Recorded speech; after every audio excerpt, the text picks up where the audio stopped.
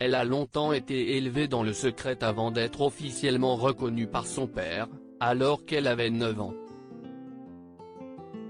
Mazarine Pinjot, fruit de l'histoire d'amour entre François Mitterrand et sa maîtresse, Anne Pinjot, vit hors du cercle familial de son père jusqu'à la mort de ce dernier en 1996.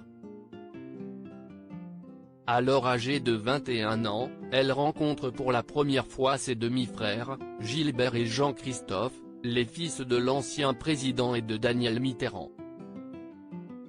Si est d'ailleurs cette dernière qui insiste pour que l'enfant né de l'adultère de son mari soit présente aux obsèques, et rejoigne la famille.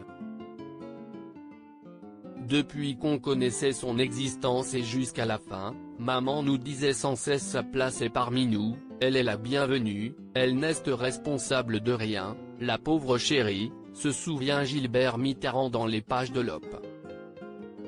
Peu avant le décès de François Mitterrand, Danielle Mitterrand prévient encore une fois ses enfants, aux obsèques de leur père, Mazarine doit être là.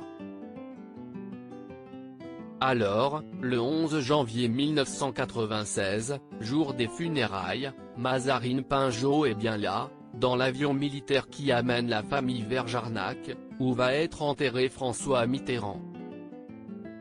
Si Anne Pinjot et Danielle Mitterrand sont absentes, elle fait le voyage avec ses deux demi-frères, Gilbert et Jean-Christophe, qu'elle rencontre pour la première fois.